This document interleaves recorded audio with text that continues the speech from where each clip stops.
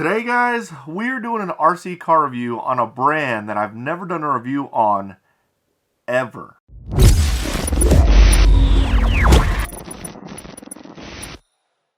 What is up, guys? My name is Mark Santamaria. Welcome back to the channel. Welcome back to the RC vlog. Guys, today we're doing a review on the Maverick Quantum2 Flux. This is a new brand being carried at A-Main Hobbies that seems to be a spin-off, another brand or something, but it's related to HPI. Why do I say that? Because it's actually on the box. There's actually an HPI logo on the box. I'm assuming it's a new basher brand by HPI, but either way, a brand that's been in the game for a super long time. So the Maverick Quantum2 Flux is a 10-scale four-wheel drive monster truck that can handle up to 3S LiPo. Now the one I got is the brushless version. They actually make two different versions. They make a brushless and a brush version. What's cool is they make them in all different colors. That means you can't get the same color brushless one as the brushed one. I'll put a link in the description to both brush and brushless, but the one we're reviewing today is the brushless one. 80 amp ESC, 3500 kV motor, pretty freaking fast. What makes this car so intriguing is it's relatively cheap. For a brushless four-wheel drive monster truck, it's only 275 bucks. You can get the brush version for $199, but in my opinion, it's worth the $80 to get the brushless. So some of the cool features that this thing has is one, it's water resistance, which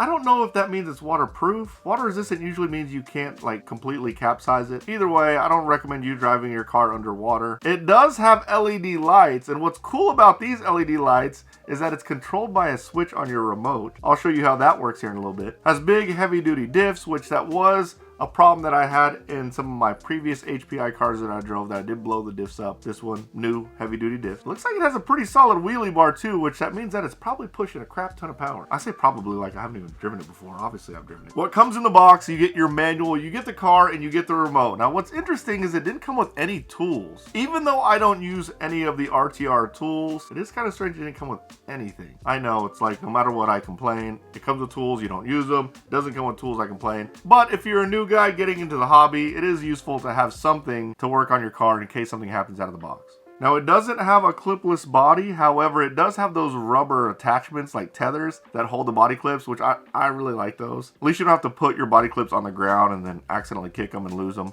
They stay on your body. Now my first impressions when seeing the truck, when taking the body off, I was impressed. I mean, that shiny chassis brace, metal chassis brace, these shock caps, the car looks very well built. It's not crazy heavy, which is good. That means it's not going to slam down really, really hard. It is a true monster truck too, which is cool. I say a true monster truck because a lot of companies advertise monster trucks when they're not true monster trucks, and a true monster truck has the diffs below the chassis. When you look at the bottom of this truck, you can see that the actual diffs go below the chassis, so it is a true monster truck. No adjustable turnbuckles or anything like that, but if you're getting this car to bash, you don't really need that, and sometimes whenever they're solid plastic, they're actually a little bit more durable. Now as you're gonna see, I bashed this thing really, really hard when I was testing it. I did not break a turnbuckle at all, so that's not a weak point, just something I want to know. The other thing I noticed right when I took the body off is it uses XT60 connectors. I've got nothing against XT60 connectors. A lot of the newer Chargers actually use XT60 connectors. However, I have no batteries that use XT60 connectors. Obviously, that's an easy plug to change. The first thing I noticed, the servo's actually pretty quick. I would say it's above average when it comes to your RTR servo for sure. And then as I was giving a little bit of throttle, it made that whine that Hobby Wing speed controls make. Any ESC and motor that's based on that design usually has very, very smooth throttle and brake curves, so I like that. I like that a lot. If you don't know what I'm talking about, it's whenever you give a brake, it does that kind of whine noise. Yeah. Touching up on the switch for the lights, it's actually really cool. There's a switch on the side of the remote, and you can literally just flip it back and forth, and it will turn your lights on and off. Granted, you might not use it very often, but I think it's kind of a cool flex to be on the track back. Let me turn my lights on, flip the lights on. It's a cool added feature for sure, and it does work really well. So when I first tested this thing, I took it out to the track because it was raining outside, and I'm not gonna lie guys, I anticipated me going on the track and just hitting jumps, but when I drove it on the track, I was actually super surprised how well it drove on the track. It was extremely controllable. All I had to do really, it had a lot of oversteer, meaning it turned a lot, it rotated really quick. You could easily adjust that by turning down your dual rate, which is controllable on your remote. I turned the dual rate down a little bit and I could easily get around the track. Granted, it is a monster truck. I was trying to get out of the way of the other drivers on the track also. So there were a couple times when I hit the pipe, but because the monster truck went right over the pipe, but it was really funny because I literally went to the track thinking I was going to do just bashing jumps whenever no one was on the track, and I ended up driving laps on track, and it was actually really fun. So on accident, I validated that this thing is track capable. On 3S, it has tons of power, like tons of power. You can pretty much do wheelies on command. So if you're one of those guys that likes to just go ballistic, you can do it with this truck. I ran it on 3S the whole time. I didn't even run on 2S. I do have some throttle control.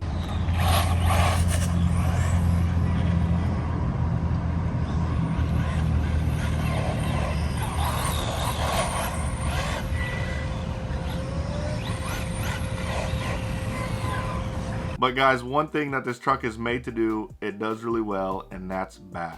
I went out to an RC bashing event at one of my local hobby towns, and guys, I sent this thing over and over and over and did not break it. And I was not landing well. Now, because it was a monster truck, the suspension was really, really light. When I hit the ramp, I would basically hit the back end of the ramp really, really hard. The ramp wasn't like built as like a launch. Basically, it's just like a direct incline. But basically, my back end of my truck would buck up, which is pretty standard, especially on a monster truck that has light suspension or a light shock setup. The reason why I'm saying that is I did not land really well very often, and it did not break. It was so much fun, guys. I was doing front flips like crazy. There were a couple times when I did land good, but it slammed down really hard and got kind of upset. You can easily fix that by upping your shock oil, adding some pack to your suspension. But guys, it's a bashing machine. I hit the ramp several times, landed on cement, didn't break anything, came back every time. Near the end, when I was done, I let Ethan jump it. He was jumping like crazy. Obviously, he was gonna push it to the limits because that's just what kids do.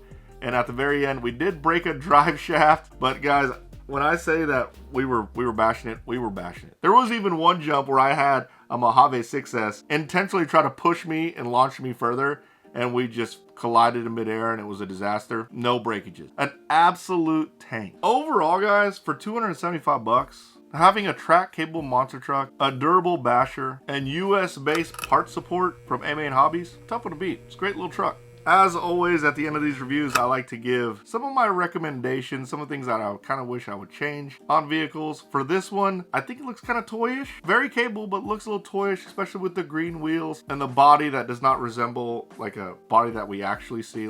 It's not licensed, but you know, people can do non-licensed bodies but look licensed. That's really a preference thing. I don't hate the green wheels. I don't hate the looks of it. But I think that if they made it look more of like a truck that you would see jumping, or like a monster truck, I really don't mind the looks, and that really is a subjective thing to say. Overall, there's not much complaints I have about it. Well, I hope you liked this video, guys. If you did, smash the like button, subscribe to my channel, turn on the notification bell, and you guys will see me next time. Later, guys.